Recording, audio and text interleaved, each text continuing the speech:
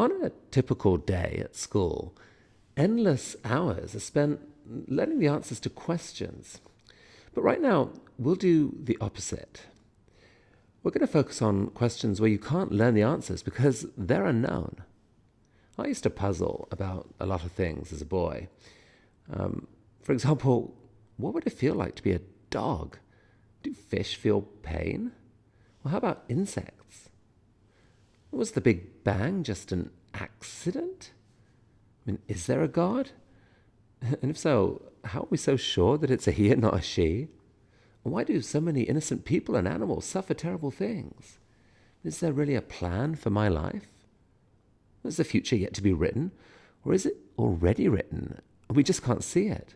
But then, do I have free will? Who am I anyway? Am I just a biological machine? But then, why am I conscious? What is consciousness? Will robots become conscious one day? I mean, I kind of assumed that someday I would be told the answers to all these questions. I mean, someone must know, right? Guess what? No one knows. Most of those questions puzzle me more now than ever. But diving into them is exciting because it takes you to the edge of knowledge and you never know what you'll find there. So, 2 questions that no one on earth knows the answer to.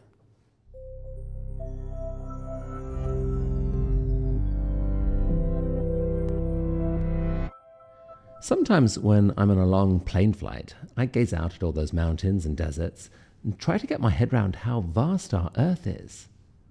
And then I remember there's an object we see every day that would literally fit 1 million Earths inside it. The sun seems impossibly big, but in the great scheme of things, it's a pinprick, one of about 400 billion stars in the Milky Way galaxy, which you can see on a clear night as a pale white mist stretched across the sky. And it gets worse, there are maybe 100 billion galaxies detectable by our telescopes. So if each star was the size of a single grain of sand, just the Milky Way has enough stars to fill a 30-foot by 30-foot stretch of beach, 3 feet deep with sand. And the entire Earth doesn't have enough beaches to represent the stars in the overall universe. Well, such a beach would continue for literally hundreds of millions of miles. Holy Stephen Hawking, that is a lot of stars. But he and other physicists now believe in a reality that is unimaginably bigger still. I mean, first of all, the 100 billion galaxies within range of our telescopes are probably a minuscule fraction of the total. Space itself is expanding at an accelerating pace. The vast majority of the galaxies are separating from us so fast that light from them may never reach us. Still, our physical reality here on Earth is intimately connected to those distant invisible galaxies. We can think of them as part of our universe. They make up a single giant edifice, obeying the same physical laws and all made from the same types of atoms, electrons, protons, quarks, neutrinos that make up you and me. However, recent theories in physics, including one called string theory, are now telling us there could be countless other universes built on different types of particles with different properties obeying different laws. Most of these universes could ever support life and might flash in and out of existence in a nanosecond. But nonetheless, combined, they make up a vast multiverse of possible universes in up to 11 dimensions, featuring wonders beyond our wildest imagination. Now, the leading version of string theory predicts a multiverse made up of 10 to the 500 universes. It's a 1 followed by 500 zeros, a number so vast that if every atom in our observable universe had its own universe, and all of the atoms in all those universes each had their own universe, and you repeated that for 2 more cycles, you'd still be at a tiny fraction of the total. Namely, 1 trillion, trillion, trillion, trillion, trillion, trillion, trillion, trillion, trillion, trillion, trillion, trillion, trillion, trillion, trillionth. But even that number is minuscule compared to another number, infinity. Some physicists think the space-time continuum is literally infinite and that it contains an infinite number of so-called pocket universes with varying properties. How's your brain doing? Quantum theory adds a whole new wrinkle.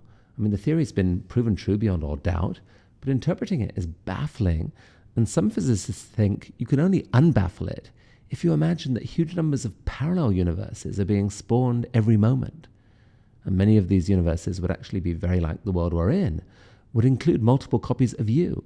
In one such universe, you graduate with honors and marry the person of your dreams. In another, not so much. Well, there are still some scientists who would say hogwash. The only meaningful answer to the question of how many universes there are is one. Only one universe. And a few philosophers and mystics might argue that even our own universe is an illusion. So as you can see, right now, there is no agreement on this question, not even close. All we know is the answer is somewhere between 0 and infinity. Well, I guess we know one other thing. This is a pretty cool time to be studying physics. We just might be undergoing the biggest paradigm shift in knowledge that humanity has ever seen.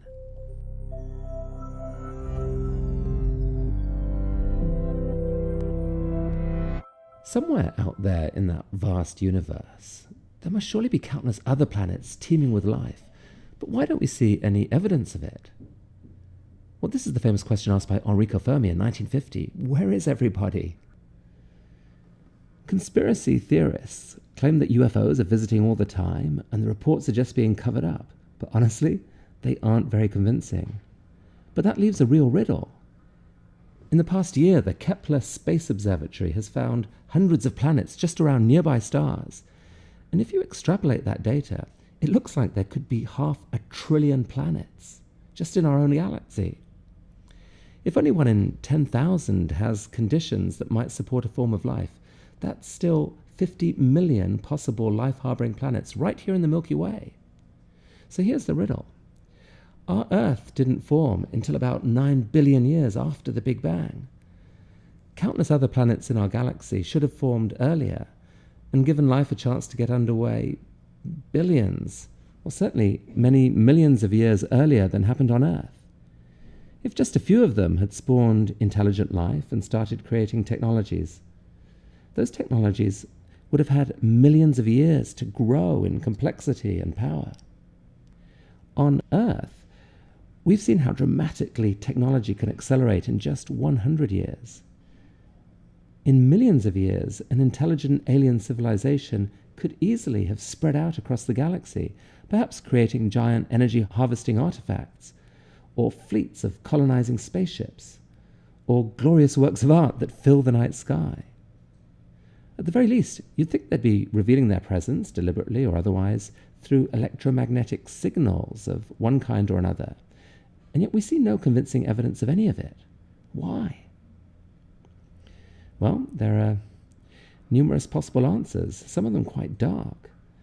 Maybe a single superintelligent civilization has indeed taken over the galaxy and has imposed strict radio silence because it's paranoid of any potential competitors. It's just sitting there ready to obliterate anything that becomes a threat. Or maybe they're not that intelligent.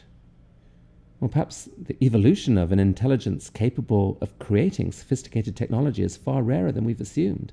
After all, it's only happened once on Earth in 4 billion years. Maybe even that was incredibly lucky.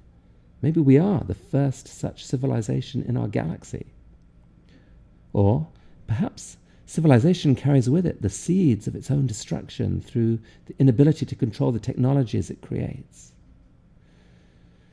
But there are numerous more hopeful answers. I mean, for a start, we're not looking that hard, and we're spending a pitiful amount of money on it. Only a tiny fraction of the stars in our galaxy have really been looked at closely for signs of interesting signals. And perhaps we're not looking the right way. And maybe as civilizations develop, they quickly discover communication technologies far more sophisticated and useful than electromagnetic waves. Maybe all the action takes place inside the mysterious, recently discovered dark matter or dark energy that appear to account for most of the universe's mass. Or maybe we're looking at the wrong scale. Perhaps intelligent civilizations come to realize that life is ultimately just complex patterns of information interacting with each other in a beautiful way, and that can happen more efficiently at a small scale. So just as on Earth, clunky stereo systems have shrunk to beautiful tiny iPods, maybe intelligent life itself, in order to reduce its footprint on the environment, has turned itself microscopic, So the solar system might be teeming with aliens and we're just not noticing them. Maybe the very ideas in our heads are a form of alien life. Well, okay, that's a crazy thought. The aliens made me say it. But it is cool that ideas do seem to have a life all of their own, and that they outlive their creators. Maybe biological life is just a passing phase. Well, within the next 15 years, we could start seeing real spectroscopic information from promising nearby planets that will reveal just how life-friendly they might be. And meanwhile, SETI, the search for extraterrestrial intelligence, is now releasing its data to the public so that millions of citizen scientists, maybe including you, can bring the power of the crowd to join the search. And here on Earth, amazing experiments are being done to try to create life from scratch, life that might be very different from the DNA forms we know. All of this will help us understand whether the universe is teeming with life, or whether indeed it's just us.